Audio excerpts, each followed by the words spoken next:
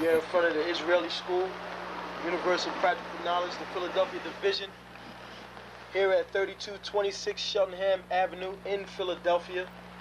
We're standing in front of the school right now, getting a description of the 12 tribe sign that's been painted by one of the brothers that was in the school: Judah, Benjamin, Levi, Simeon, Zebulun, Ephraim, Manasseh, Gad, Reuben, Naphtali, Asher, Isupk.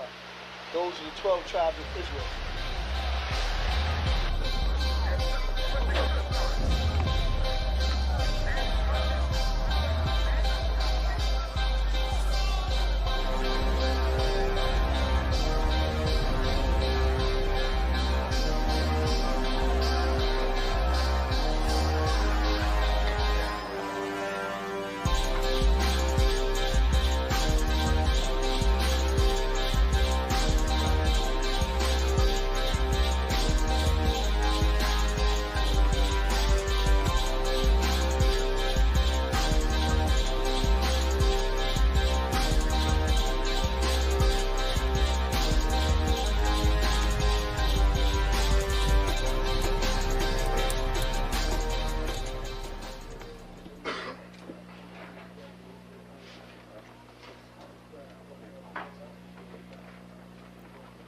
Shalom.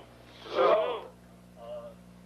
You've been waiting for this day, so this day has finally come. A lot of you have been wondering where this knowledge that you've been hearing is coming from, and the powerful truth that you've been hearing, how this was established.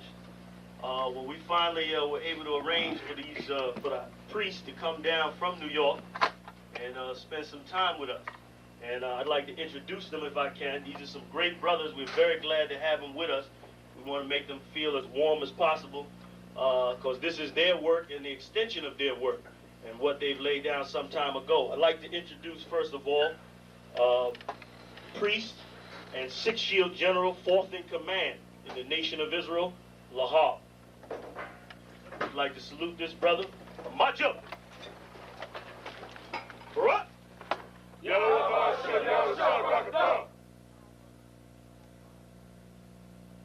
Yeshabim, which means sit. And I'm going to turn it over now to Priest General Lahab. Water, brother.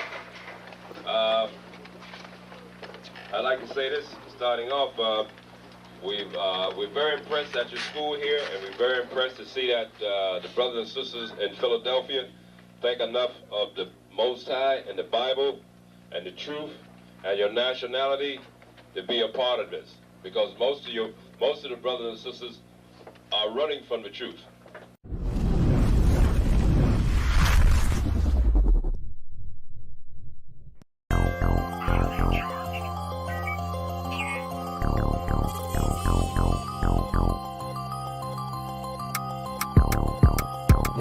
One West, that's who we are, nigga. One West, One West. So who is y'all, nigga? One West, One West. We want it all, nigga. That's who we are, nigga. So who is y'all, nigga? One West, One West. That's who we are, nigga. One West, One West. So who is y'all, niggas? One West, One West. We want it all, nigga. That's who we are, nigga. So who is y'all, niggas?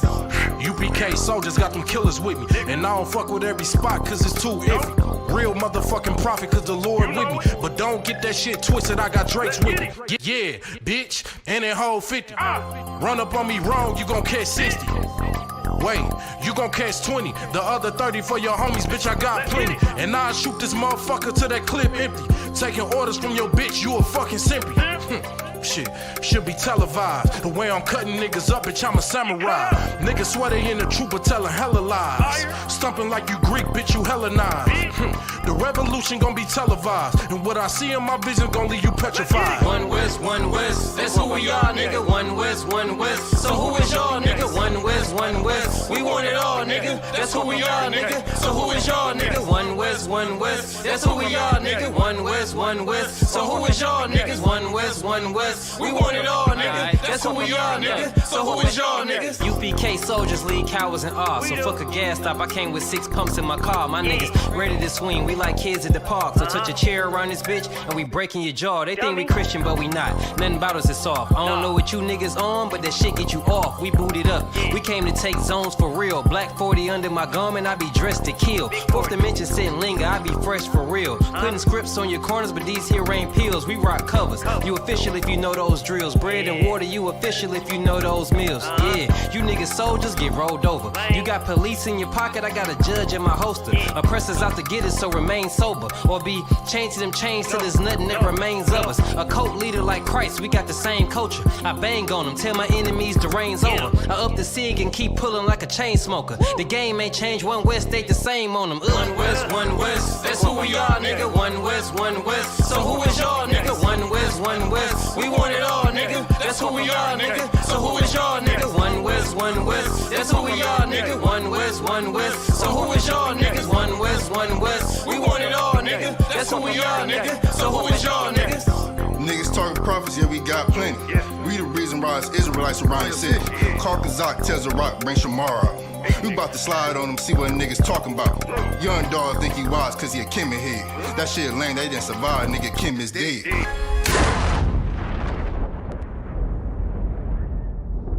Where I'm from, little nigga, is a dirty game. I pledge allegiance to Yahweh, bitch, I'm UPK. Huh, nigga, let's talk bodies. Set up on your corner, wake up everybody. Big priest, until I'm dead deceased. The mission is complete until you're off the street.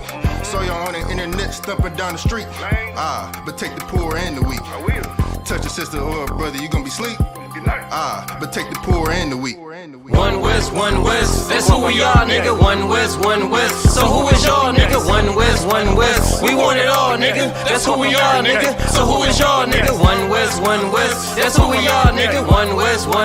So who is y'all, niggas? One West. We want it all, nigga. That's who we are, nigga. So who is y'all, niggas? Fucking with the brothers, then I'm giving out major pain. Clip full of ball heads, I'm shooting out Damon Wayne's. Driven ambition, I ain't never changing lanes. Wise as an old man, but I ain't slanging cane. This ain't a game, this shit way deeper than rap. You speaking the cap, but the shit y'all speaking is cap. I'm 5,000, but I still keep it a stack. I'm in the truth, not cause back then I was seeking the fact. Cry aloud for the niggas that's deep in the back. And the Lord with me, ain't no reason for keeping the strap. We peep the attacks, niggas say we ain't speaking the facts. Stealing breakdowns every time we teaching in class. Niggas snitching, y'all out here squeaking with rats. We be on the street corners teaching that Jesus is black. We on 125th Street, Harlem, nigga, you see where we at? One West, that's who we are, nigga. One West. So who is y'all, nigga? One West. We want it all, nigga. That's who we are, nigga. So who is y'all, nigga? One West. That's who we are, nigga. One West. So who is y'all, niggas? One West. We want it all, nigga. That's who we are, nigga.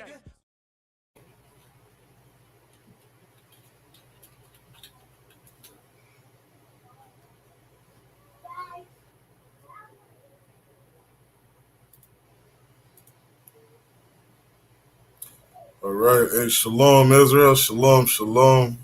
Yahweh Shemel Shabraka Thumb. To all the brothers, Yahweh Shemal Thumb by Shemel Shad, all the sisters.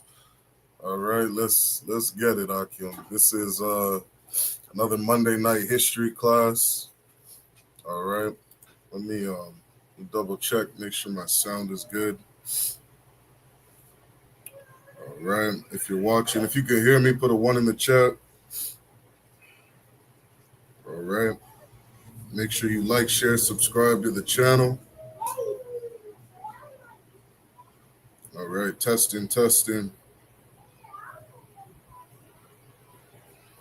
Sound check. All right. We're good. All right. So again, shalom, everybody. Thawad for tuning in. Make sure you like, share, subscribe. All right, like, share, subscribe to our YouTube channel. All right, help get this truth out. We got another Monday night history class. Again, Thawad for everybody tuning in. Quick shout out to the chat.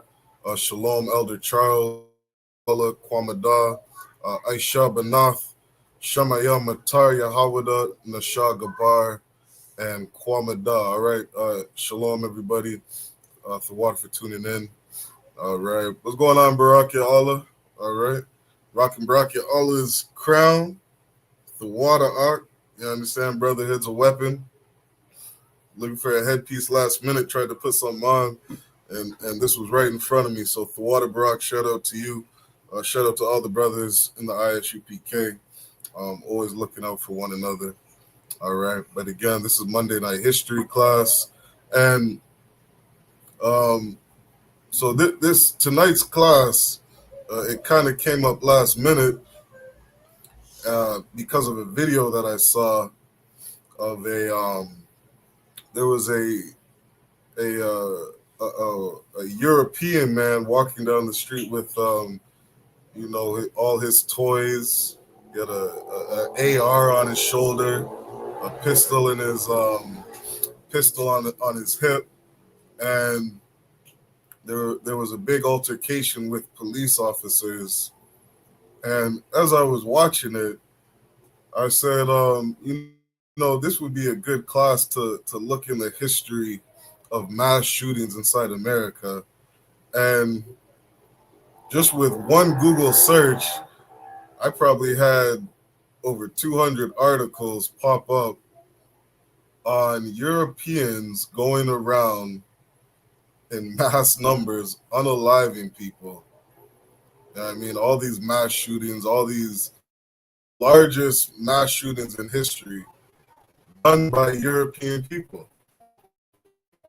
And one easy class I have to find information on, because it's something that rings very true on in the why the Bible speaks of. And you read in the New Testament where Christ speaks on some characteristics of the devil. And he was speaking to the fingers and Nicodemus. Like it wasn't Nicodemus, he was sometimes saying, ye are your father,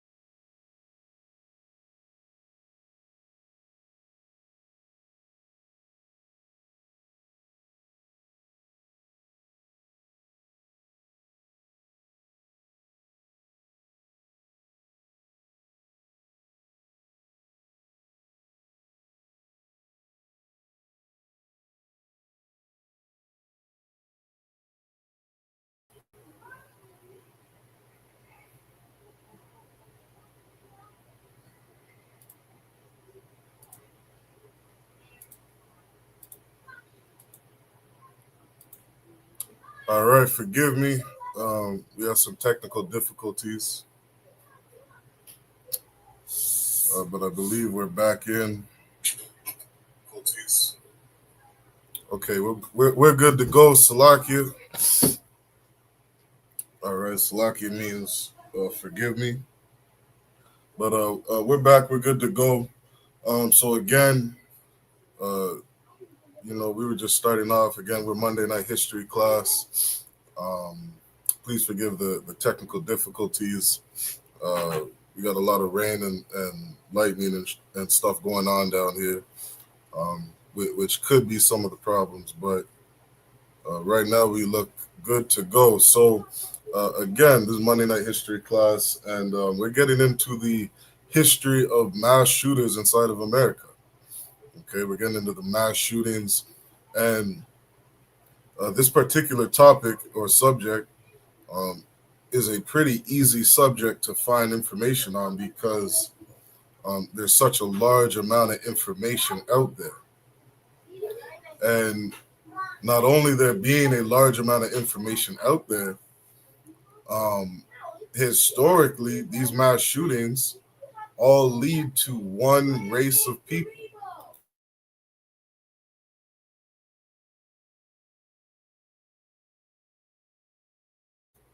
All right, these mass shootings all lead to one race of people. And as I was breaking down just before we broke up, is that, Christ warned Blacks, Hispanics, and Indigenous about these people. There's verses like where Christ said in the New Testament, "Ye are of your father the devil," and that this man was a murderer from the beginning, a unaliver, a man capable of doing heinous crimes. You look at the first recorded murder in the Bible, the first recorded record of somebody unaliving somebody or taking a man's life is Cain, a man, who had so much anger and hatred in his heart where he was able to unalive his brother. And Christ said, "Ye are of your father the devil." This man was a murderer from the beginning, and that there's no truth in this man. In the Isupk since 1969, we've been telling the world that the European man, our oppressor, is the devil that the Bible speaks of. He's a murderer. He's a liar. He's a deceitful, cunning beast, capable of so many different things. And when we go and look at history, we're able to look at the records of this man. We're able to look at the history of the Caucasian man, and it is a very bloody history. You go and look up, the history of the Romans, the history of the Greeks, the history of all these quote unquote greatest empires to ever, succeed in the history of this earth. And the Europeans' history is full of so much murder.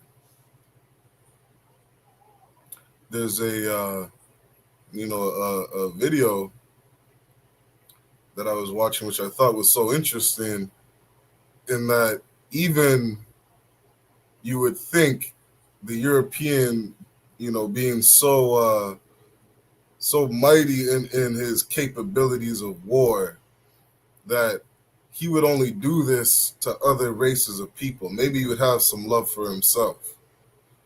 But like we see from the beginning, Cain unalived his brother, meaning Esau has no problem killing his own family. He has no problem killing his own family. And one of the biggest terrorists to European today is his own people. I'm gonna share a video real quick of a brother bringing up some interesting points and posing, some interesting questions. Now, I, of course, we in the ISUPK don't support this man at all, but he brings up some interesting facts and questions that is being aired and put out in the public, right? Let me play this real quick. That the biggest terror threat is something else. Some people who are marching, towards the border. Point out to people a little bit this weekend. I keep trying to point out to people not to demonize any one group or any one ethnicity, but we keep thinking that the biggest terror threat is something else. Some people who are marching, towards the border like it's imminent, and then. So, one of the first things he says is that in America we keep believing that there's some large threat, that we have some big threat in America, and people like Donald Trump would have you believe that, it's the Mexicans inside of America. It's the Venezuelans, down in South Central America. There's certain things that are always pushed out in the media. They'd have you believe that, Islamic terrorists, or the people over in the Middle East are some of the biggest threats to America. Somebody could get me right on that, but how long was America at war, over with the Afghanistans? Over there, the war on Iraq. Spent, what's his name? Barack Obama spent, the most amount of money out of every U.S. president on the war on Iraq because they were such a danger to the Americans. And so what do we see on the media? We see things like, Haitian migrants coming over to America, trying to get on American soil to find some refuge, to find some safety. And, mighty European Americans stand up and say, we can't let the Haitians in. They show videos of police riding horses and roping up Haitians on the beach trying to get in to America as if we've done some just thing. Donald Trump builds the greatest wall known to man to keep the Mexicans out from coming into America and destroying this place.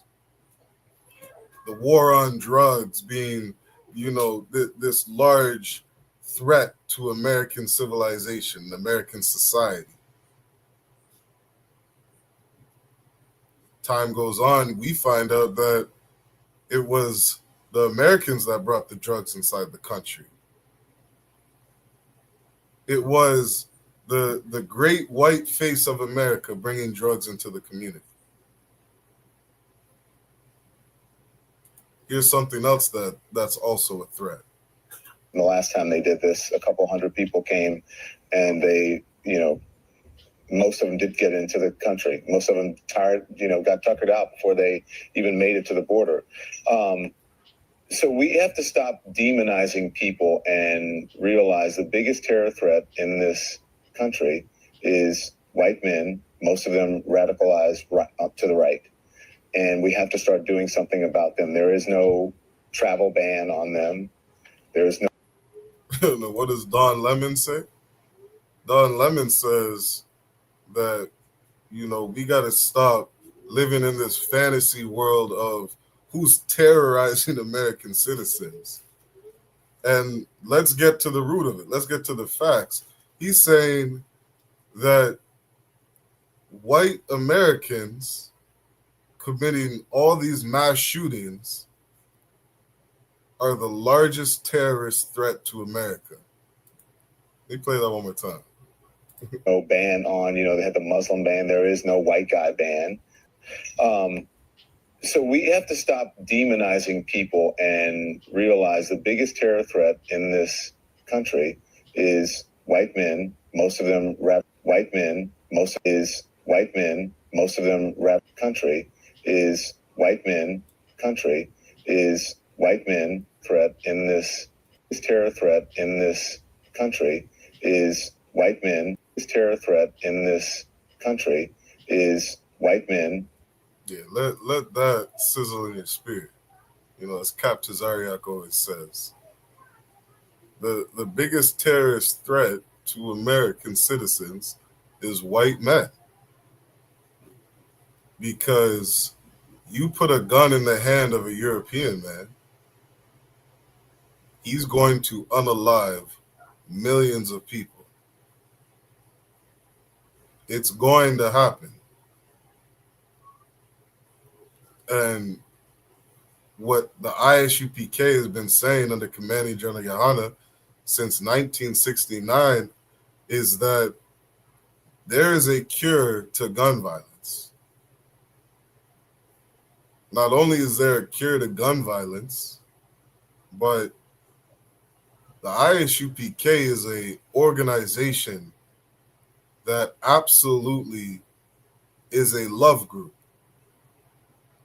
It is a love group that is capable of keeping white Europeans safe, which a lot of people can't understand. If the ISUPK, if Blacks, Hispanics, and Indigenous men were ruling this earth under Christ, white people would be safe. There would be no mass shooters. There would be no European mass shooters going around unaliving millions of white people. It wouldn't happen.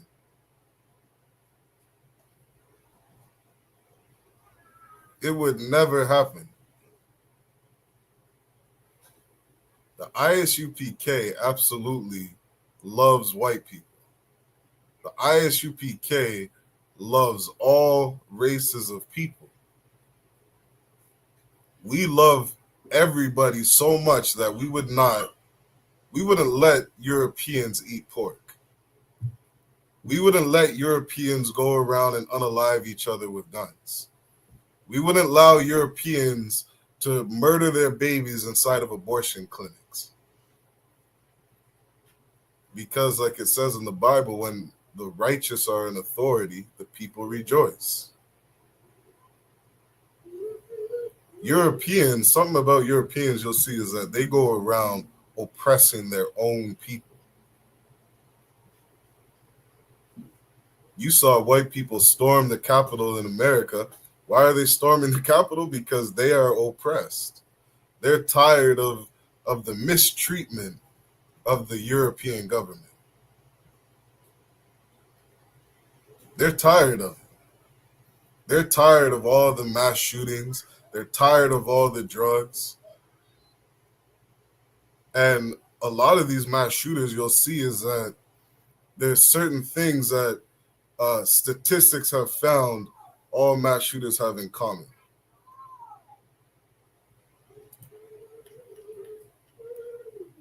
And one of them being is that these mass shooters are largely doing these things because of what do they call it?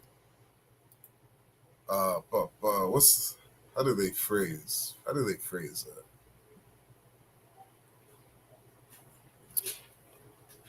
Let me find that really quick. And it's basically saying, I can't remember the exact phrase, but it is basically saying that, you know, one of the common things they see in mass shooters is that they're identified as a group of being what they call an oppressed people. And not just oppressed, but racially oppressed people. Man, I'm gonna find the term as we go throughout the class, as we read through some of these articles, because it's such a heavy point to know that, you know, these people are going around doing these things because they're oppressed by their own people. All right. Let me play that one more time and we'll drop this. A little bit this weekend.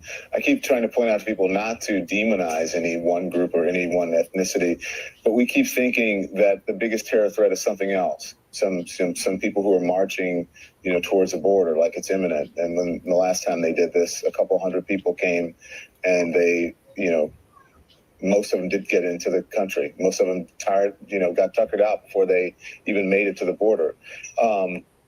So we have to stop demonizing people and realize the biggest terror threat in this country is white men, most of them radicalized up to the right. And we have to start doing something about them. There is no travel ban on them. There is no ban on, they had the Muslim ban. There is no white guy ban. So what do we do about that? Yeah, I mean, and he asks a beautiful question is, how do we solve the problem of these mass white shooters? We don't have a travel ban on them like we have, the people from Iraq. We don't have a travel ban on white people like they do on the Mexicans. We don't have things in place to push these mass shooters outside of this country. And that's something that needs to be addressed.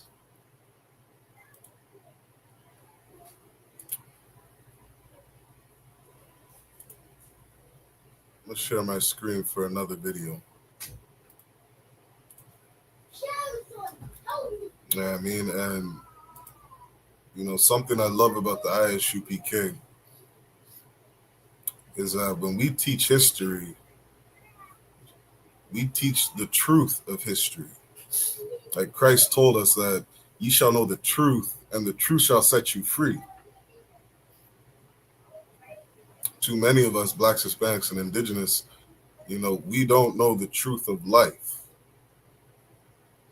We don't know the truth about life. We live in a fairy tale. We live in a fantasy. We make decisions based off of, incorrect facts. And the Lord said that the most powerful thing on this earth is the truth. It's the most powerful thing on this earth. Deuteronomy chapter 32:7 says, remember the days of old. Right? This is in the Black, Hispanic, and Indigenous man's records. Deuteronomy 32:7 says, remember the days of old. Black man, Hispanic man, Indigenous man, you need to remember the days of old. It says, consider the years of many generations. Ask thy fathers, and he will show thee.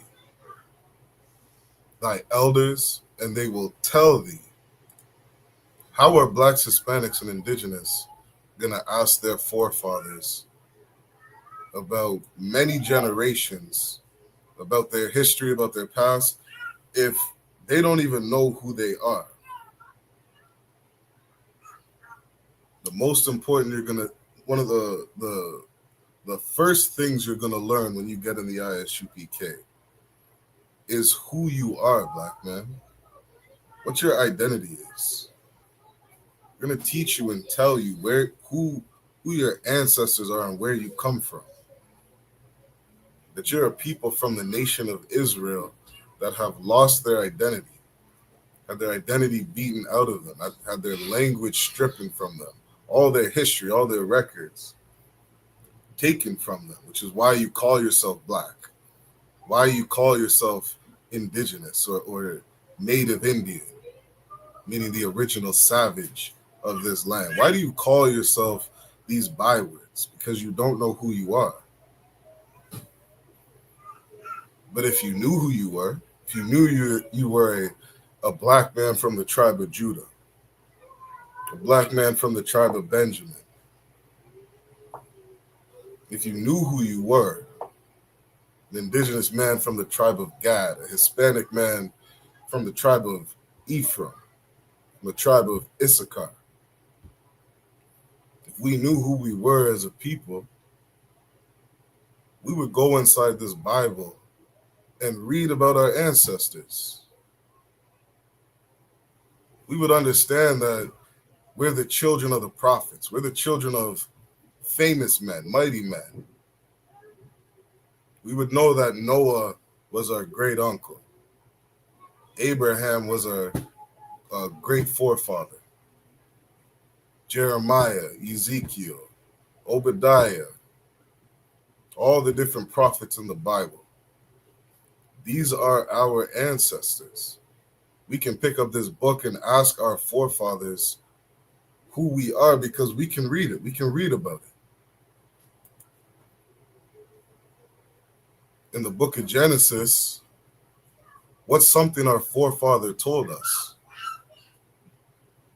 Many people, credit the first 5 books in the Bible to being written by Moses. Yeah, I mean, if it wasn't Moses, he had his scribes writing it down for him. But this is Moses' account of our records. He said in the book of Genesis, let me pull it up, Genesis 27 and verse 40, this was a blessing that Isaac gave to Esau.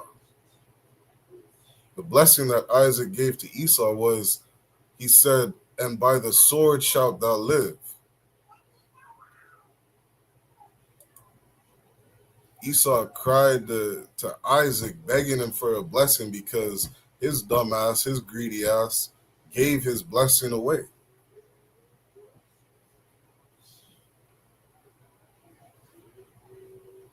Which is why he has so much hatred towards his brother Jacob.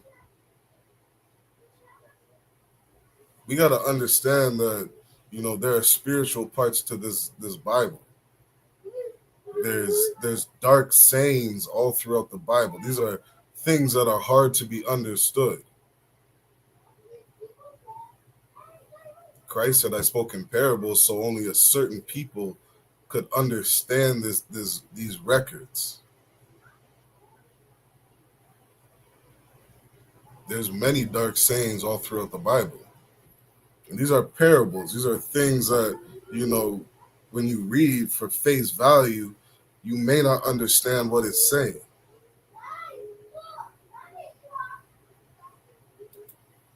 Genesis told told Rebecca 2 nations of people are going to be born in your womb, are going to come out of your womb. 2 nations, 2 different nationalities, 2 different races of people, 2 manner of people. Esau and Jacob. And historically, these become 2 different nations of people. The nation of Israel and the nation of Edom. And Edomites were blessed by the sword. They were blessed with the sword, blessed with the ability, the ability to go to war, the ability, to unalive people. They're very skilled at killing people. That's why it's so important to know who your ancestors are. You can go to the book of Genesis and read about, what our ancestors said about the nation of Edom, the nation of Europeans, the nation of the Caucasians, the Polish, the Russians, the British, the French, all these different European nations, because we would better understand who they are. I'm going to share another video to understand better the mind of the white man.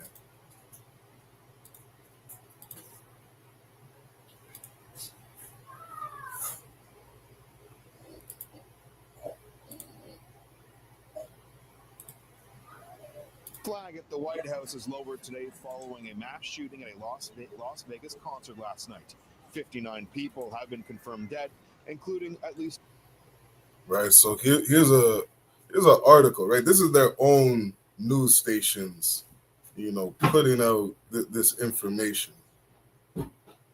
which is interesting because the FBI will tell you themselves that, one of the main reasons or the links to mass shootings is that they know the more they show mass shootings in the media, the more mass shootings that will happen. That's something recorded on the FBI websites towards mass shootings and understanding the psychology behind mass shootings. General Mahaiman, I think over a year or two ago, did an excellent class on this. The FBI themselves will tell you mass shootings, we know that there's a link between showing mass shootings in the media to seeing a rise in mass shootings on the earth. And here they go again, showing a mass shooting on the media. There's another interesting thing about mass shooters, is that a lot of mass shooters, when they go and do these heinous crimes, they do it because they want to be famous. They want their name to go down in history. These are some of the psychological things that go on in the mind of a mass shooter. Well, little Billy with his rifle wants to be famous, so he goes and shoots and unalives 20 school children. Little Billy wants to be famous, so he goes to a church and unalives 20 black people. And then their own media goes and Fox 49, Fox 29, live news, another mass shooting just happened.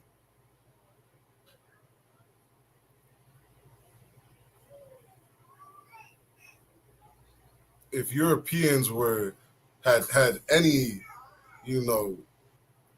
serious intentions of cutting down on mass shootings, they would stop broadcasting these things in the earth. Maybe if you didn't give little Billy a platform to be famous, maybe little Billy would stop unaliving people by the thousands.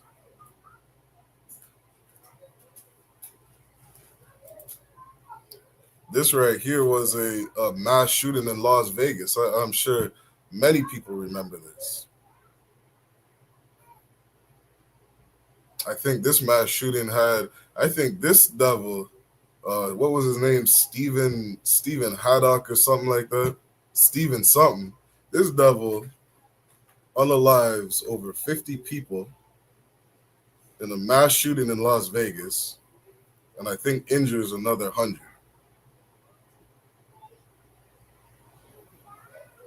Little Billy with his rifle taking shots at a crowd in Las Vegas. 2 Canadians. As the world comes to grips with this tragedy, we're learning tonight our Prime Minister has spoken to the U.S. President, offering his condolences. So what makes a violent act an act of terrorism? It's a question many people are asking today across the globe and on social. Many people are asking today across terrorism. It's a question. Violent act an act of terrorism. It's a question many people. He says, what makes a violent act an act of terrorism? What makes a violent act an act of terrorism? We want to know, America.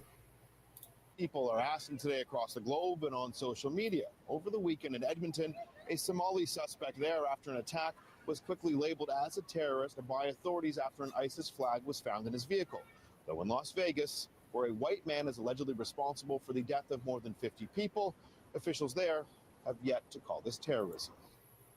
So a Somalian goes around unaliving people, and this Somalian man is labeled a terrorist. We found an ISIS flag. Because a Somalian man has an ISIS flag with him, he is a terrorist. But a white man without a flag, or maybe just because he's white, he unalives over 50 people in a mass shooting.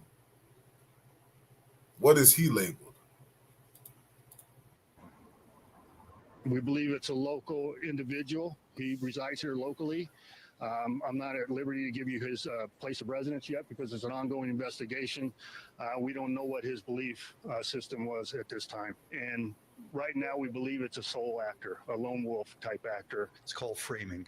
And the way we frame these stories is that if it's a person of color, it must be terrorism. If it's a white person, it's probably not. It's probably a mental health type actor. It's called framing. And the way we frame these stories is wolf type actor. It's called framing. And the way we frame these stories is that if it's a person of color, it must be terrorism. If it's a white person, it's probably not. It's probably a mental health issue. And so this is a expert, what Esau would call in journalism. And he says there's something that we do in journalism called framing.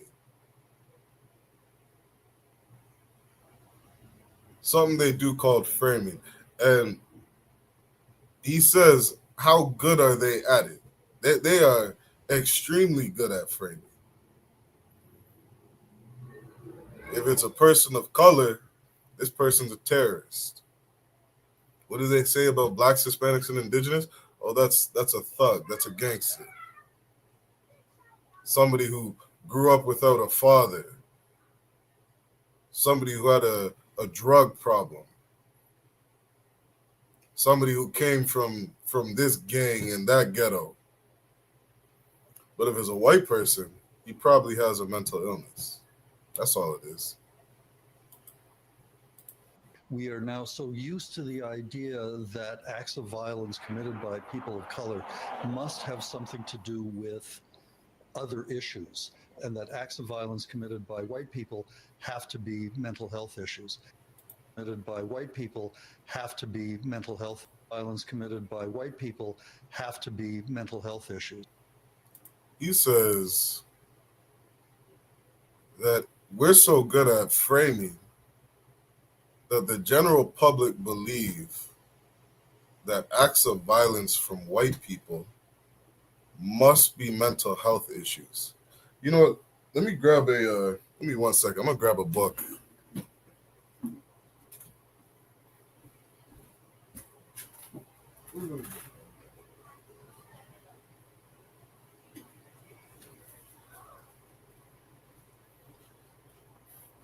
So lucky, forgive me. I got such an excellent book.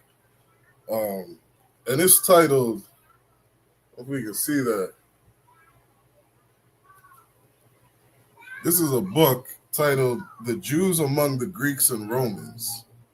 You know, this is an excellent historical book on, you know, the accounts of when the Romans first encountered the Jews. All right, where the Greeks and the Romans first encountered the Jews. And during that time, there was a man named Antiochus Epiphanes.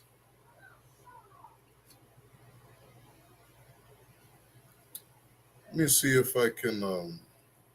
I usually got this page number saved.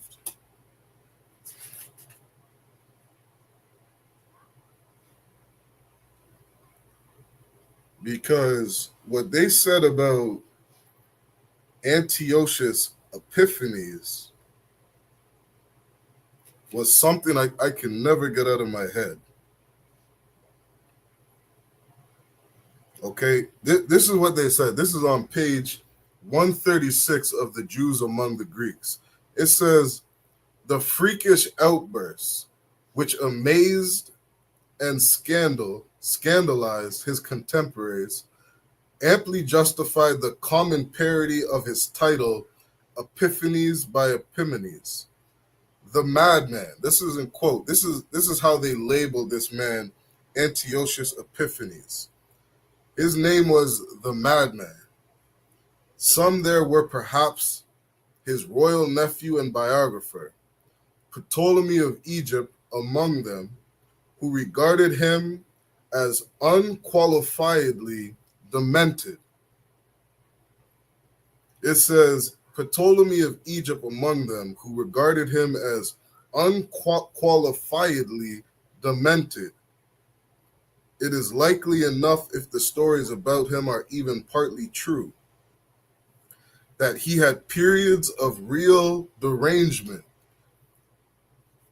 You know some of the history of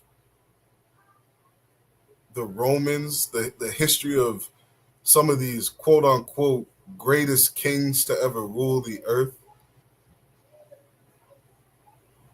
Do you understand that the nephew of one of the greatest warlords in Roman history said his uncle was deranged, his uncle was demented, his uncle was sick? You know why they said these things? You know how many millions of people the Romans slaughtered? Do you know what type of man you have to be to go around mass shooting a crowd of people? To pick up an AR-15 and unload it in a crowd of people who are watching a live concert. These people are absolutely mentally deranged. These people are absolutely sick in the fucking head. Salakia for my words.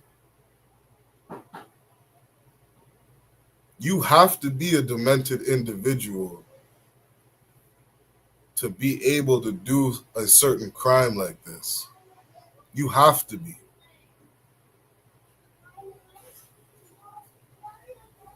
And all throughout the Bible, we read about how demented the European man is, how demented the Edomites are. We read about Cain, how demented you have to be to unalive your brother. And something Blacks, Hispanics, and Indigenous need to learn is to never act like Europeans, to never take on the culture of the Edomites, to throw away every way of life that he teaches you is good, teaches you is right. Because these people are demented. They are sick in the head. They are a virus on this earth. An absolute virus.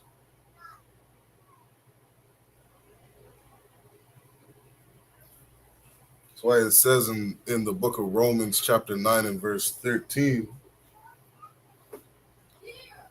there is such a virus that the Most High said, Jacob have I loved, but Esau have I hated.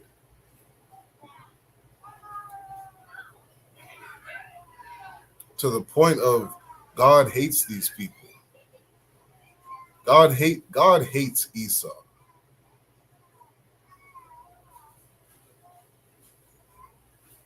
And the moral in Romans chapter 9 is to understand that Black man, Hispanic man, Indigenous man, is that you are the hero. You are the righteous people on this earth. You are the vessels of honor. And understand that Edomites, they are the vessels of dishonor. That Edomites, they are the villain. They are the villain on this earth. And we see it day after day, story after story.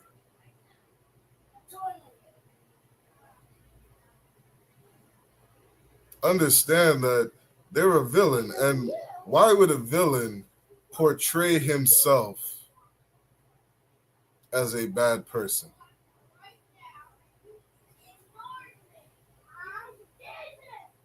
A villain might go around saying, I'm the greatest thing on God's green earth. That's something that a villain might do. Another thing a villain might do is be proud of all the blood that he has gone around shedding, because he is a villain. There is no morality in these people. What does it say in the book of Malachi? That Esau, they are the border of wickedness. Border of wickedness. When you get to a European man's house, you're about to enter into his house. Understand, when you're at that border, you're about to enter into wickedness.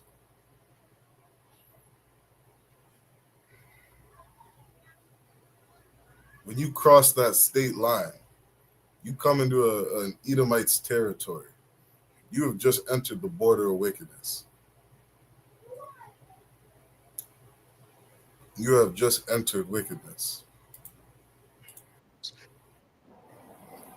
This Washington Post headline describes the alleged shooter as a gambler who liked country music and lived a quiet life.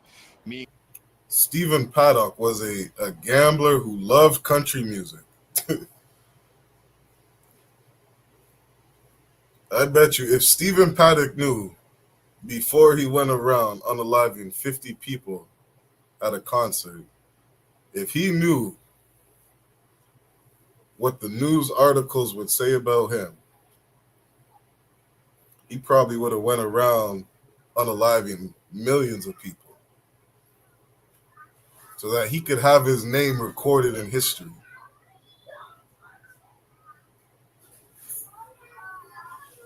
So he could have his name recorded in history as one of the greatest unalivers to ever walk the face of the earth, because Esau is a villain.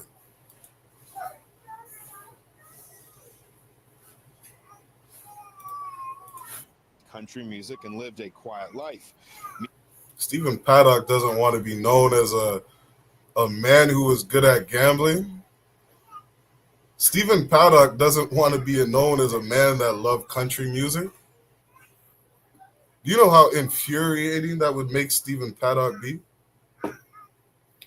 This man wants to go down in history for unaliving hundreds of people. He doesn't want to go down in history as being a gambler, being a man that loves country music. White people, you're doing your brother a dishonor. You're doing him a disservice. You should be ashamed of the news articles that you put out against these mass shooters. You guys should know better. Or maybe you do know better. Maybe the FBI knows better, and they say, let's just lightly put his name out there. Let's put these articles out so that he can just have a little fame. Otherwise, they might trigger too many billies to go around unaliving people. We don't want that many deaths on our hands. We still got a country to run. Maybe the FBI knows that. Memes also have been popping up on social media today, including this one from Family Guy, suggesting different classifications for different cultural backgrounds.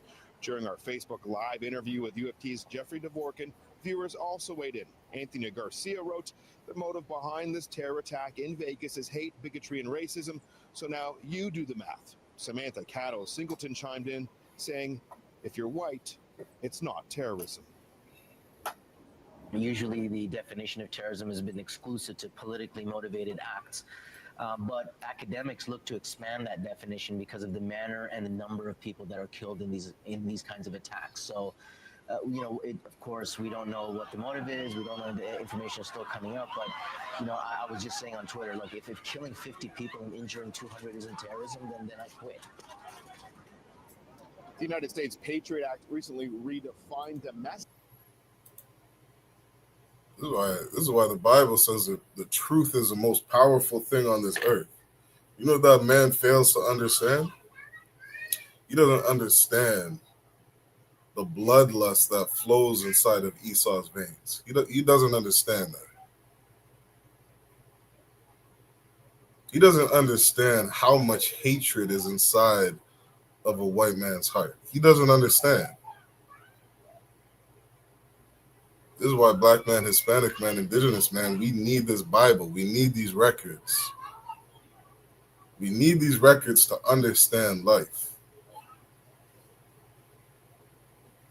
We need these records to understand how to be protected on this earth.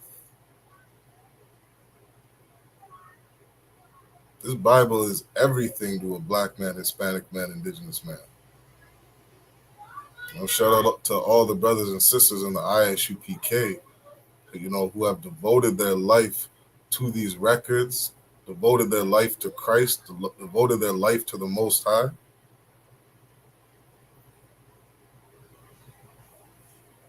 Because these records will truly change the entire fabric of society.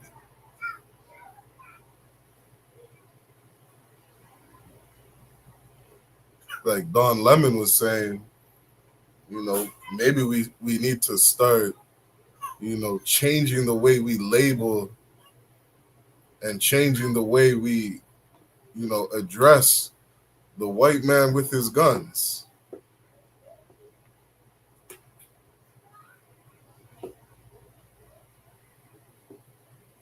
And he's right for saying that.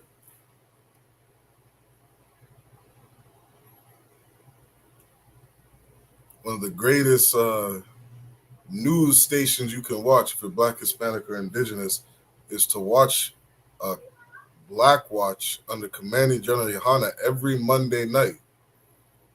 Every Monday night, they're going to get into all the news and everything you need to know as a black, Hispanic, and indigenous man. And last week on Black Watch, they're breaking down, how we should address how we view and how we monitor these people who have guns. General Hyman has said, every year you got all these different licensing and updates that you got to do with your vehicle, that you got to do with your driver's license.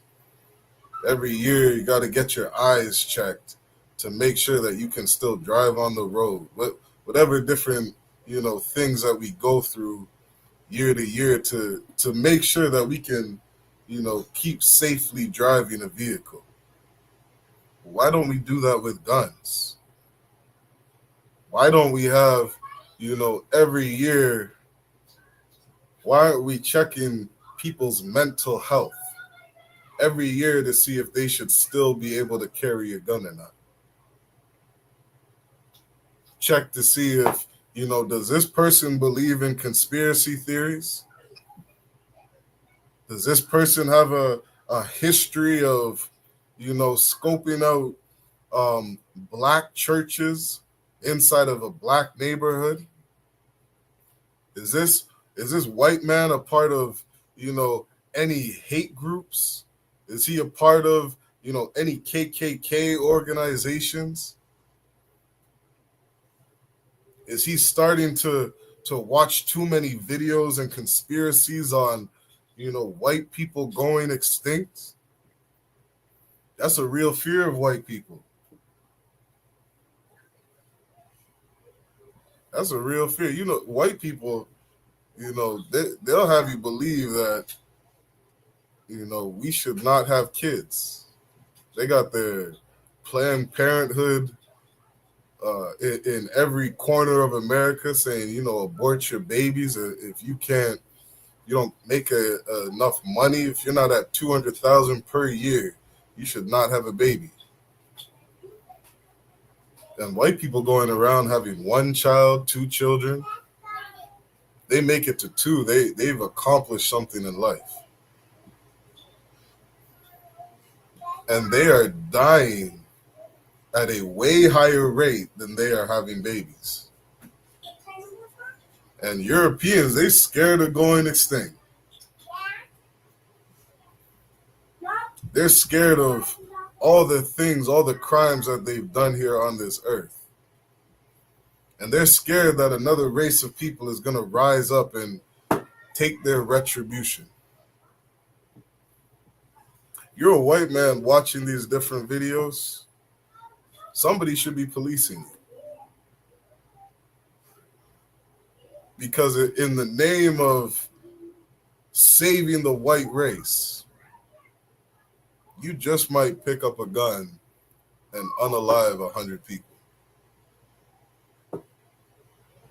You should be policed. You should be monitored. You should be watched every single day. You're in a chat group or a chat room talking about this school said this, and I'm tired of what my teacher said to me today.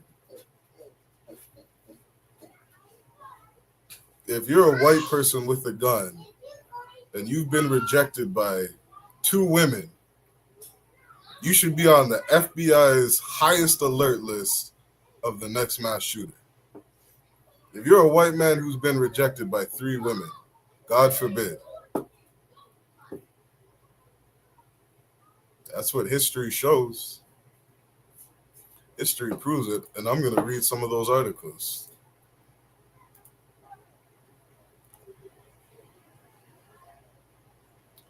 I got an article from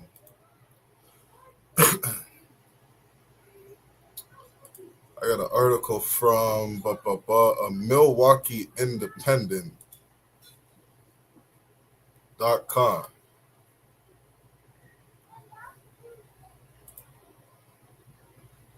MilwaukeeIndependent.com says American violence, the sad racial history behind why mass shooters tend to be young white men. I'm not making this shit up. This is the history of the Edomites. It says, in recent years, the United States has seen a surge of white supremacist mass shootings against racial minorities. While not always the case, mass shooters tend to be young white men.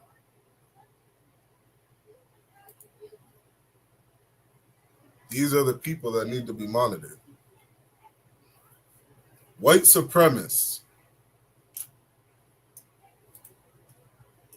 If you're a part of a white supremacist organization, you should not be allowed to own a gun. You shouldn't. If white people really loved Charlie Kirk, they would not let white people who are a part of white supremacist organizations own guns. If you really love Charlie Kirk, you would do that. It says, some journalists and researchers have argued that class and ideals of white masculinity are partly to blame.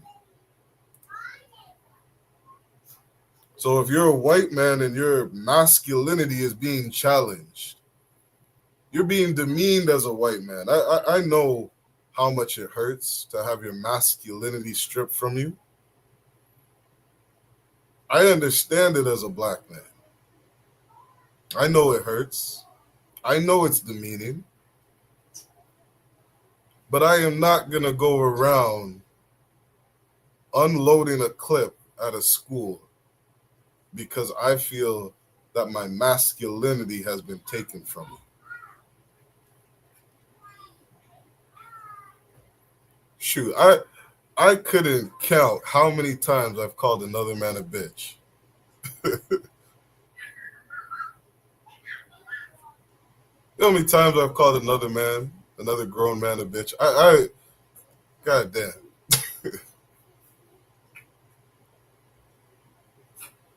Working in construction alone this last year, I've probably seen, over 200 men called a pussy, a bitch, weak.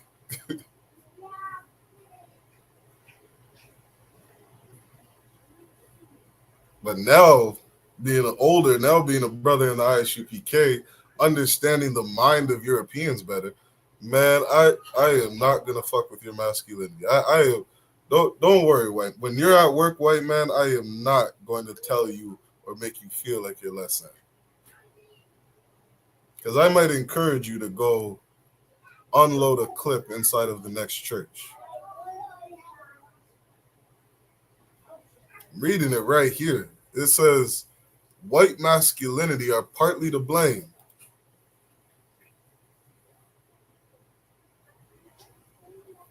Good night. This argument is not surprising. Why is it not surprising? Because throughout U.S. history, white men's anxieties over their manhood and social class help explain many violent attacks on black people. That's throughout U.S. history. If a white man has anxiety over their manhood, they are going to be the next mass shooter.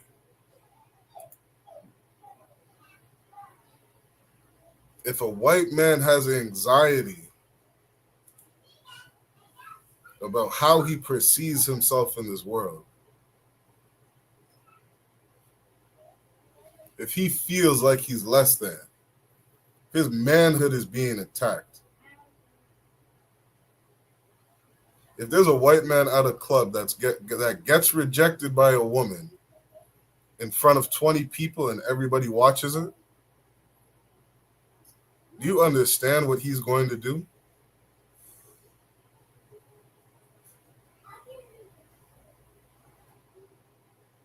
The Bible understands. The Bible understands the capabilities of Esau.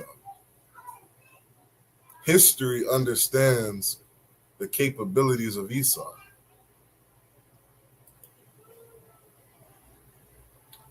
It says, whom the perpetrators blame for denying them their rightful privileges. Don't deny a white man his rightful privileges. Do you know how many people he had to murder to have the privileges that he does? Do you know how many million of people the Romans had to murder to have their privileges? The Greeks had to murder. The Australians had to murder. The British had to murder. The French had to murder. The Americans had to murder to have their privileges.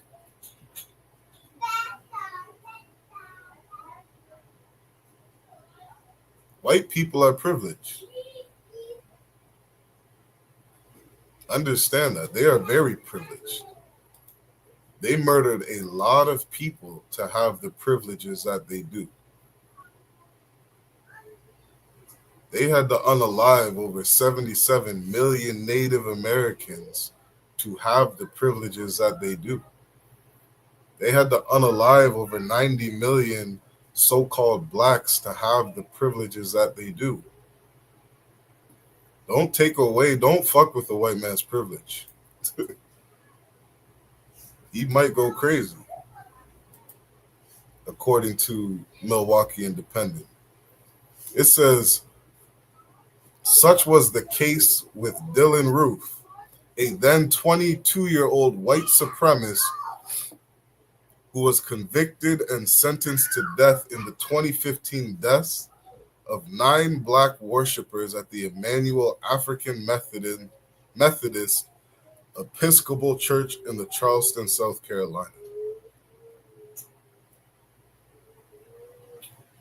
Don't fuck with Dylan Roof's privileges. Dylan Roof showed the world why you don't mess with a white man's privilege. Don't do it. Don't threaten to take away the gun from a white man. Don't dare do that. Charlie Kirk said that he's okay with the loss of life. He's okay with it.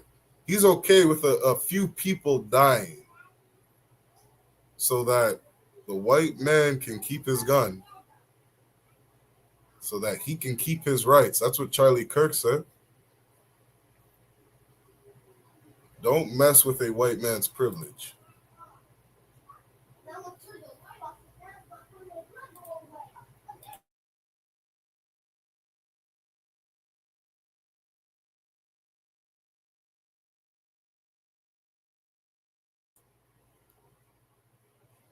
let's keep going. It says, in another case involving a racist mass shooting, Peyton Gendron, a white supremacist who believed a slew of racist conspiracy theories he discovered online.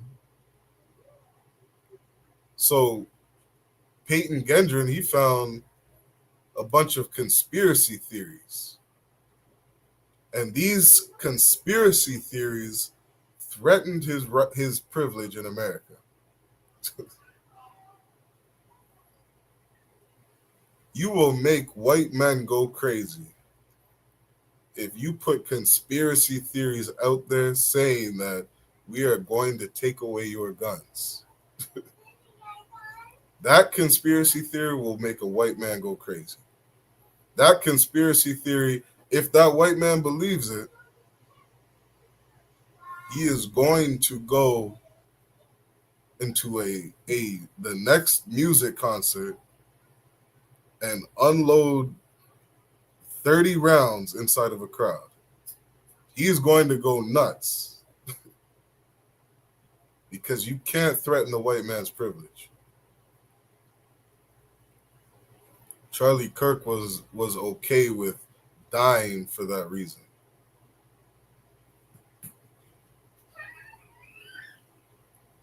Peyton Gendron was sentenced to life in prison after his convictions on the 2022 murders of 10 black people at Buffalo, New York. It says one such unfounded conspiracy that then 18-year-old Gendron frequently cited was the Great Replacement Theory, the false idea that a group is attempting to replace white Americans with non-white people through immigration.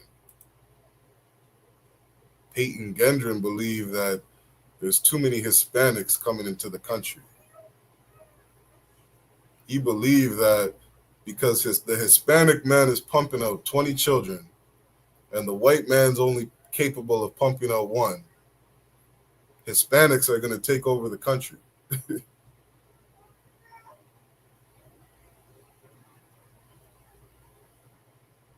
Peyton Gendron believed that a Hispanic straight man with too much testosterone is the problem. Because a Hispanic man is capable of having 50 children, that's the problem. It's not that white people are just natural born homosexuals. That's not the problem. It's not the problem that white men love sleeping with other white men. That's not the problem. But that straight Hispanic brother over there, he's the problem. That straight Hispanic brother is having too many babies. And they're going to take over white society. Oh, I gotta kill these niggas. That's what he thought. It says, it is my belief as a scholar of U.S. history. This is a scholar, quote unquote, historical scholar. It's his belief that labor, ethnicity, and masculinity, that Ruth Gendron and other recent mass shooters and racist attacks share similar insecurities with their historical predecessors. Because American historical scholars, they know the history of white people. They know their history. They understand the white man's plight in America. They understand the white man's oppression inside of America. They understand that this nigger in the 1700s was emasculating me in front of my wife. This slave boy he dares to step up to me in front of my wife. He is emasculating me in front of people. I need to hang him from a tree. That's what this historical scholar understands about white people. He understands how oppressed they are. It says, in modern day society, young men face many hurdles to traditional avenues of masculine success. Men are being emasculated. And this is a scary thing for American society. Because white men don't take being emasculated well. It says it's more difficult than ever for young people to purchase a home, secure a high-paying job, or find a marriage partner. White people can't find homes. They can't buy a house. They can't afford a house. A white man can't get a high-paying job. A white man can't get a girl. This is very emasculating. This is very emasculating. This is very troubling for a white man. Can't get a high-paying job or find a marriage partner. It's rough times out here for Esau. It says these difficulties result in a great degree of anxiety among young people who struggle to achieve the security of their parents' generation.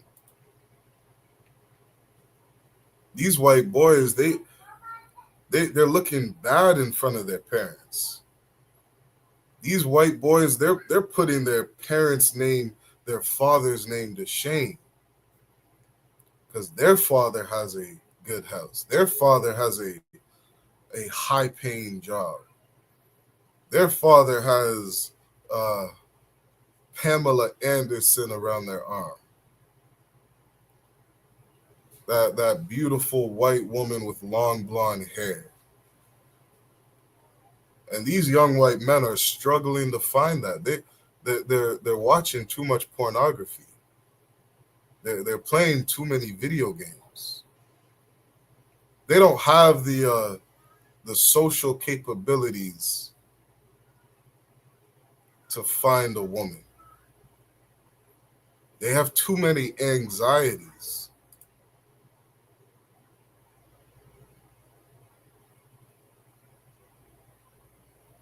So many young men become particularly resentful of these conditions. White men are becoming very resentful of these conditions. These young white men don't know what to do. They don't know what to do with themselves. Could you imagine 1 million Europeans being in slavery? Oh, Europeans would be extinct right now. They would have hanged themselves by trees. They'd be hanging themselves every single day by the thousands because of how emasculated they feel. Could you imagine buck breaking a white man in front of a group of white people? Oh, good God. That white boy is poisoning everybody on that plantation. Everybody is going to die within the next half hour if you make a white man feel emasculated. White people could not take slavery. White people could not deal with all the heinous crimes that they did to another race of people. We're reading it right here. White people can't deal with not getting a high-paying job. They can't deal with getting rejected by a woman. They cannot deal with these things. And history proves it.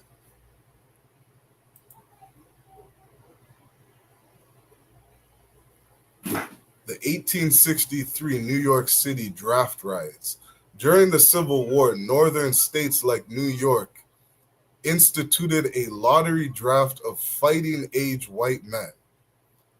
At the time, black men were exempted from the draft because they were not considered U.S. citizens. The draft infuriated white working class population of New York, in part because rich white men could hire a substitute or pay $300 to secure an exemption to the draft. Do you know how rough of a time it was for white people in 1863? In 1863, they were being forced to enter a draft to fight for their country. It's a rough time being forced to go into war. And it was a rough time for a white man who couldn't afford to escape the draft. $300 in 1863 was a lot of money. $300 was a year's worth of salary. And some white men, they did not have that money. It was a very shameful thing as a white man. It's a very shameful thing to not have a high-paying job as a white man. And Europeans, they'll teach that to your kids. They'll teach that to blacks, Hispanics, and indigenous. That one of the most important things in God's green earth is making money, is having a high-paying job.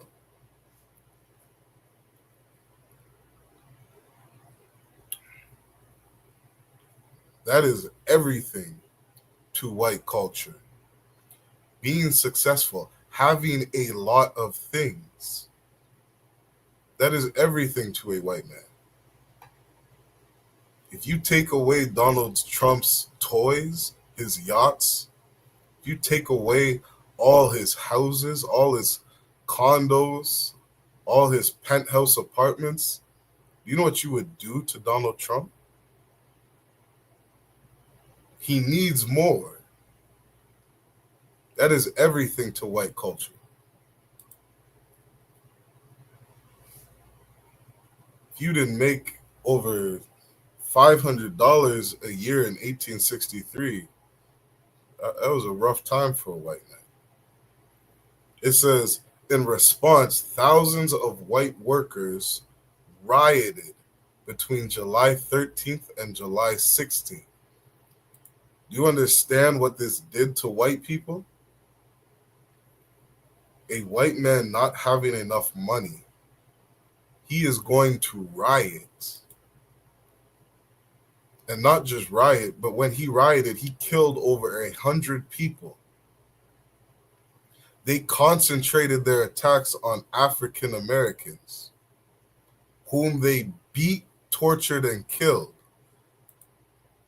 If white people don't make enough money, they are going to beat, torture, and kill blacks, Hispanics, and indigenous. That's in their history.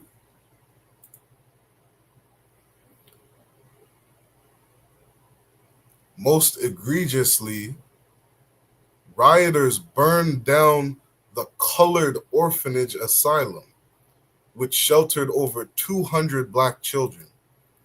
If white people don't make enough money, they're going to burn down a black orphanage.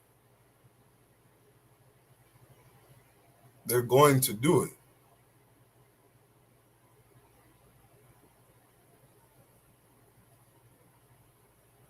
Shoot, I see black people rioting because you put your knee on the neck of a brother.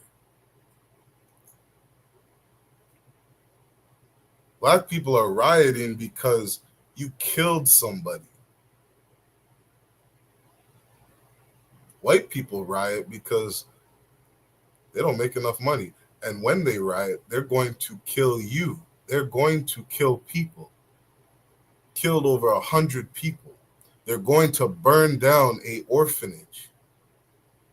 Don't take money away from white people. Don't do it. You will endanger society if you emasculate the white man.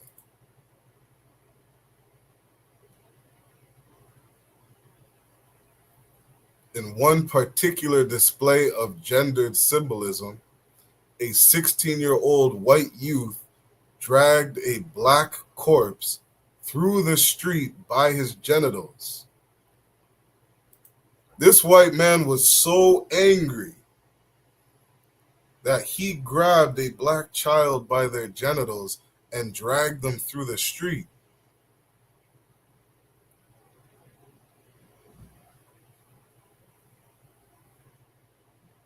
Don't take away white people's money. The 1919 Chicago race riot. During the turn of the 20th century, the Great Migration saw many Southern black people move from the rural South to the northern cities like Chicago. As waves of black people moved into the city, white Chicagoans on the city's south side began bombing campaigns against black-owned homes to keep them out of white neighborhoods. In 1919, there were too many black people moving into Chicago. White people felt threatened. You're threatening white society.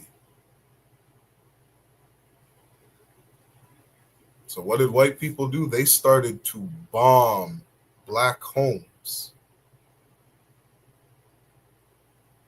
That's what white people did. They bombed black homes because they didn't have the Great Wall of China. In 1919, Donald Trump didn't build a large enough wall to keep the blacks out. The president failed white Americans. And because the president failed white Americans, white people took it in their own hands.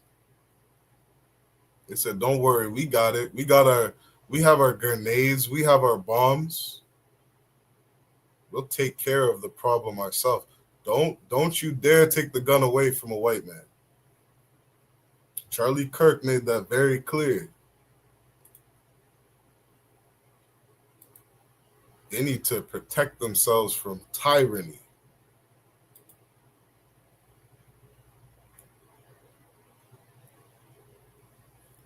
In July 1919, a black teenager inadvertently drifted into what was considered the white section of Lake Michigan.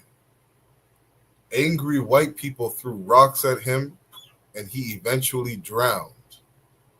The incident sparked the infamous Chicago race riot, which left 38 people dead, most of whom were black.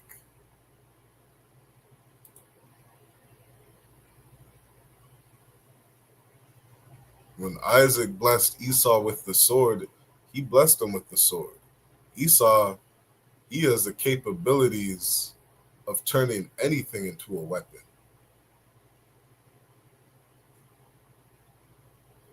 They used rocks to kill a black child.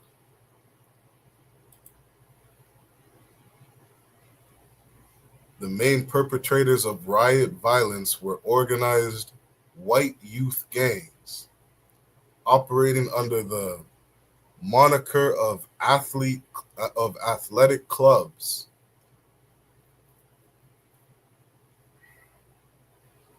A phenomenon that is primarily focus of my own research. So these white guys got together and they started an athletic club. These were young white men that started an athletic club. And they were responsible for killing over 38 people left dead. They're responsible of bombing black homes. Bombing black homes because black people are moving in. They're threatening white society. So these gangs prowl the streets in automobiles and attacked African Americans, burned black homes and businesses, and kept the fires of racial violence inflamed for days. They blamed black men for invading their communities. Yeah, the white people in Chicago, they didn't have a large enough wall. They didn't have a large enough wall to keep black people out. That many of the youth gang members were the sons of Chicago packing house workers and did not want to endure the menial wage work of their parents. You want to know what these white boys in this athletic club realized? Is that they were going to get poor wages working at this warehouse. Black people moving into Chicago was a threat. It was a threat on the European man's yearly salary. It was a threat on how much money he would make. And this emasculates a white man.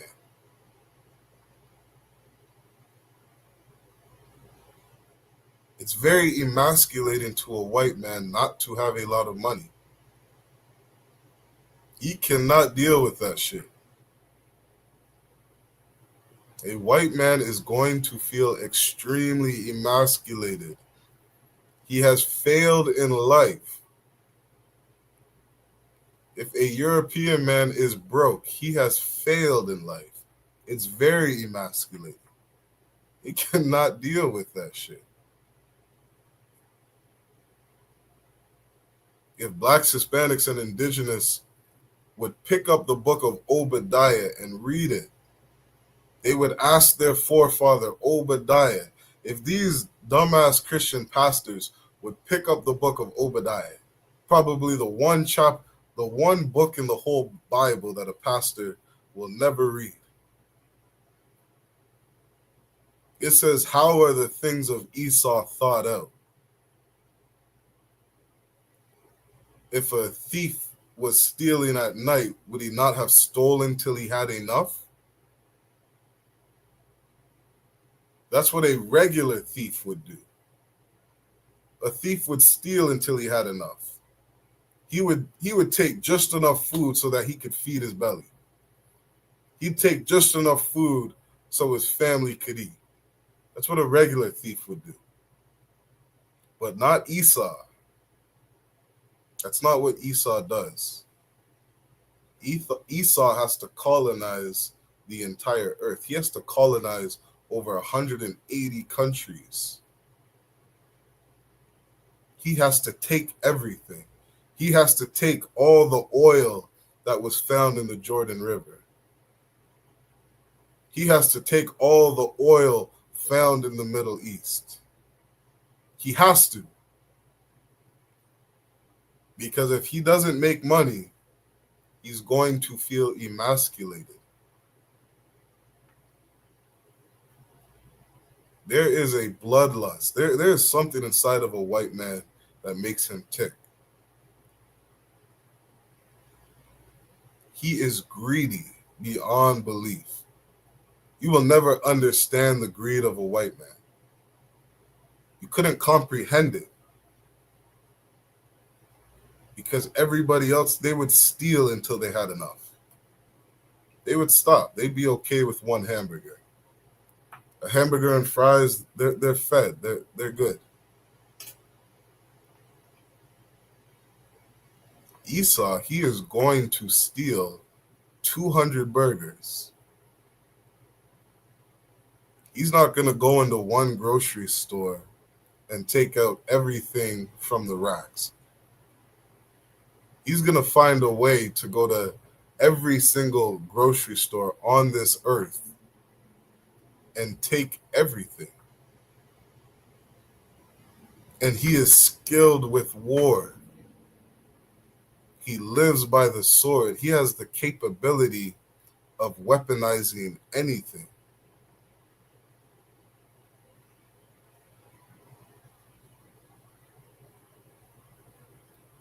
These people are the villains on this earth. We got to understand that. It says the 1943 Los Angeles suit riots. During World War II, the U.S. government rationed many foods and materials for the war effort.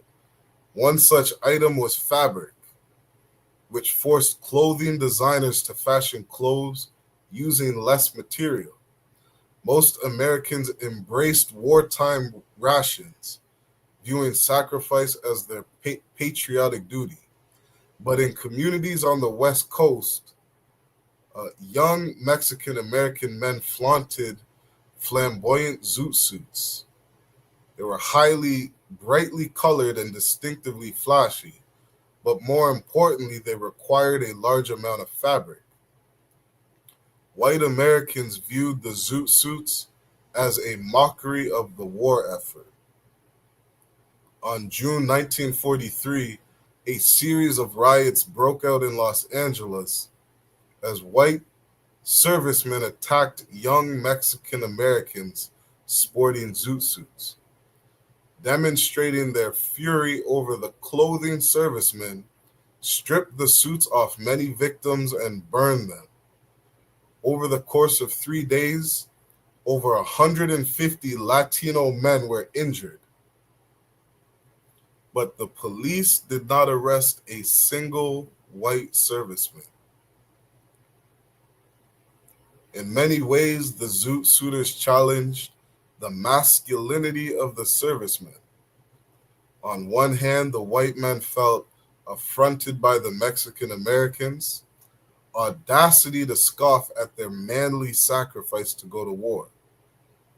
On the other hand, by attacking the zoot suiters and ripping off their clothes, the servicemen effectively denied their claims to manhood.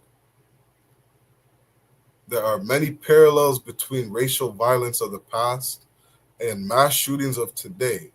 Understanding anxieties about class and masculinity can perhaps go a long way to addressing such concerns in a new generation of young white men.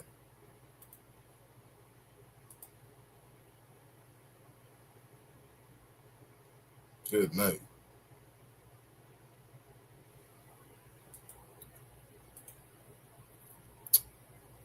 Let me share my screen. You got about 10 minutes left.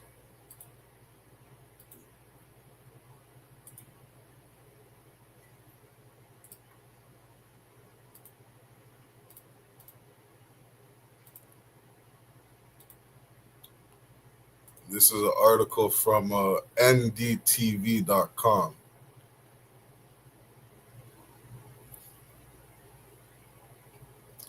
It says, here is a timeline of some of the worst shooting incidents in Europe in the last 40 years. This doesn't just happen in America. 1987, Belgium, Michael van Wijgendel killed 7 people in Belgium.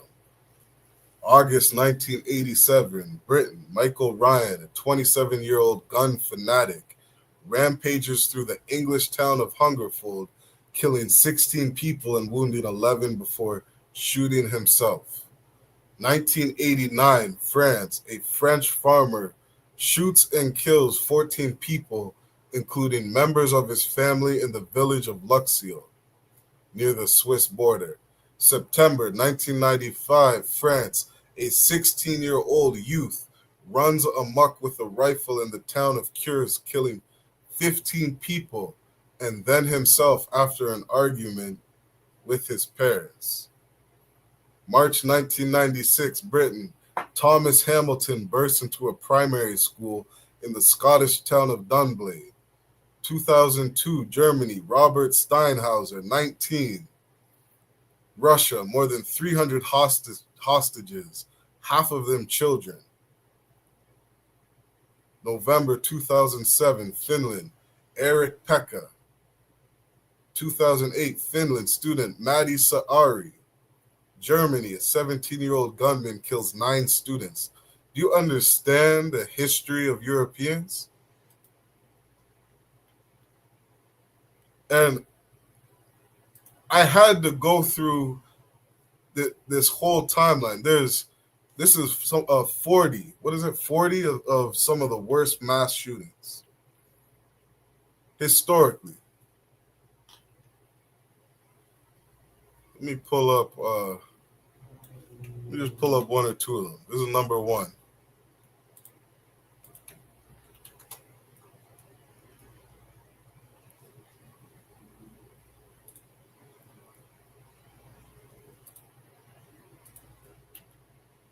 This is Michael Van Zwendel.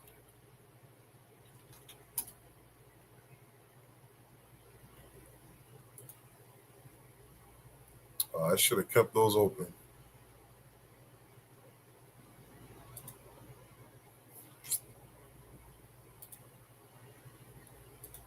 Let me see. See if I can find a picture of this devil. Maybe I should just list some of these names, for time's sake. You have about 7 minutes left.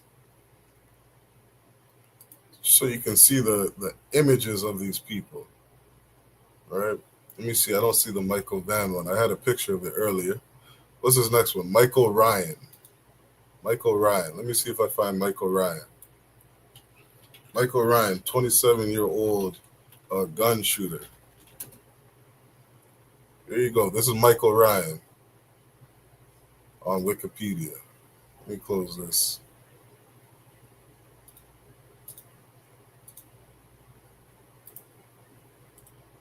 This is Michael Ryan right here.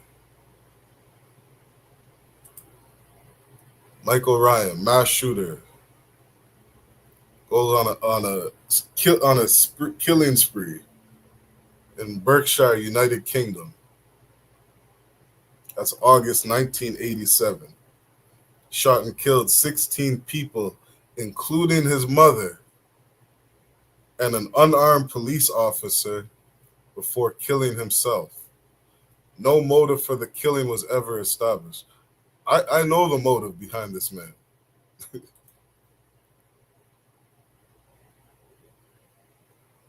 Let's see if I see the next one.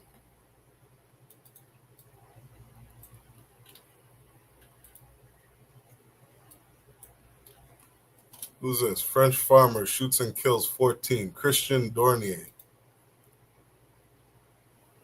Close that. Let me share the next one. I had to look it up for myself to see if all these people are they black thugs? Are they indigenous savages? Are they wetbacks, spics? I had to look up who are these people.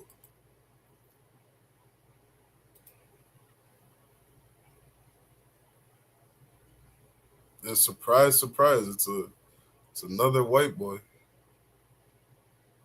Little Billy just killing everybody.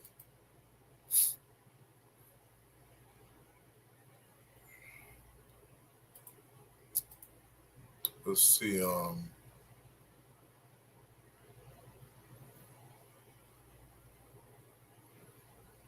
Let's see if I can share this real quick. I'm just running out of time.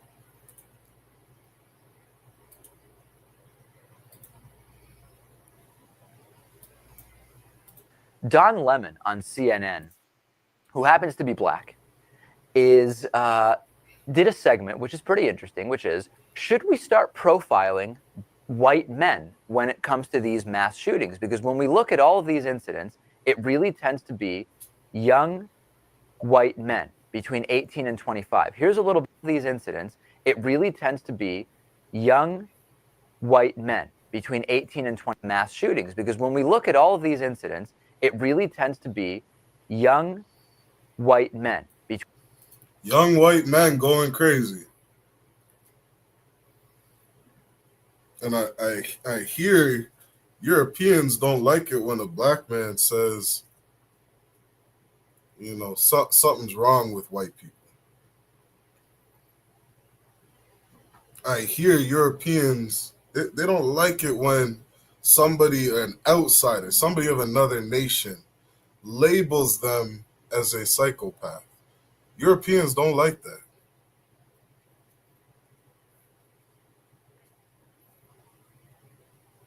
They don't like that. But here we have another white boy who's speaking about his own people. Between 18 and 20, all of these incidents, it really tends to be young white men between. The white people know that they're the mass shooters. This ain't a surprise. The FBI knows it. The FBI understands the white man's plight in America. He understands the oppression of white people on this whole earth.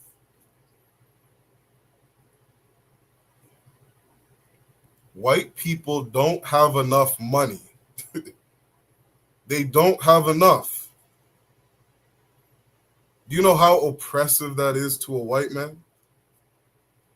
Do you know how emasculating it is to a white man to not own everything on this fucking earth? It is very emasculating.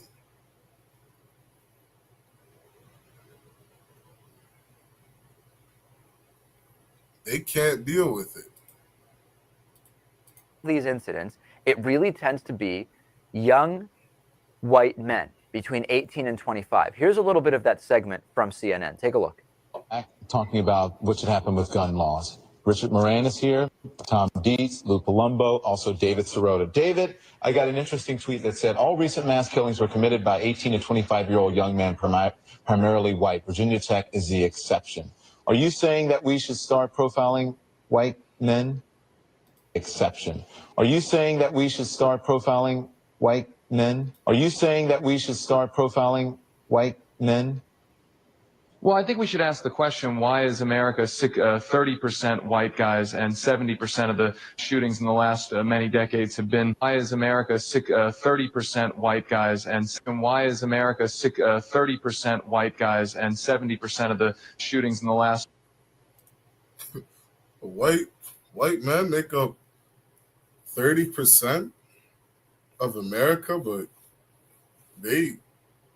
they're killing over 70%, or they make up over 70% of all the mass shooters.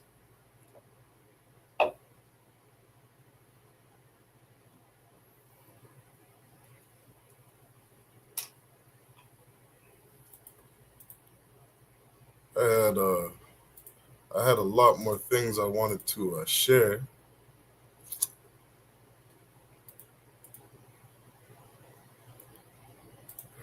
Cap Tazarian had just posted something I thought was interesting too.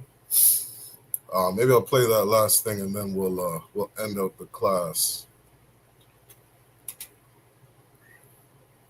And understand, again, if you're Black, Hispanic, or Native Indian, make sure you like, share, and subscribe.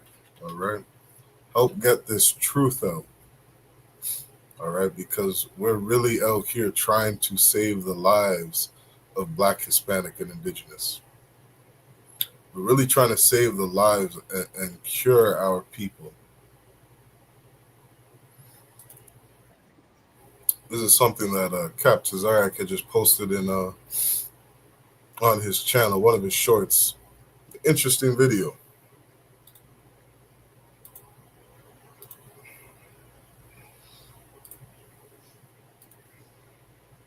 Words, they use bullets. This is the man who shot Charlie Kirk. This is the man who shot Trump. This is the man who killed Melissa Hortman.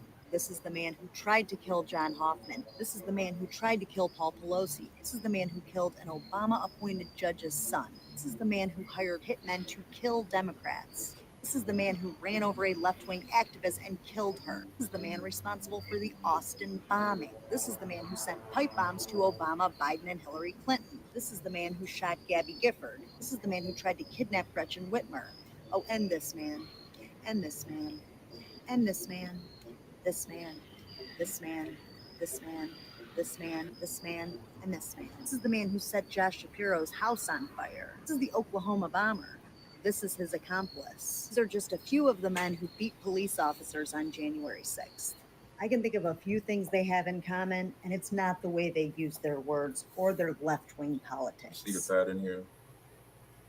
There's only one theme here when it comes to this, and it's the one thing that never gets talked about. We know who the most violent people are in America. We use words, they use. And with that, Israel, all right, again, like, share, subscribe. Make sure you share these classes and tune into Black Watch. Black Watch, it's live every Monday night. All right, make sure you tune in. All right, do not miss that show. If you're not watching Black Watch, you're really missing something. You're not understanding something about what's going on in this world, what's going on in life. All right, it's a very important show, very educational, something that's going to really teach you and uplift you and help you understand life, give you the wisdom and the knowledge that you need to navigate this earth. All right, and brothers, inside of the Detroit zone, Cap Hadar is going live tomorrow every Tuesday night, 7 to 9 p.m. If you can make it to the building, 11235 Gratiot Avenue. All right, class is going to be live. Be there at the building. Again, 11235 Gratiot Avenue in Detroit. All right, and with that, I say shalom.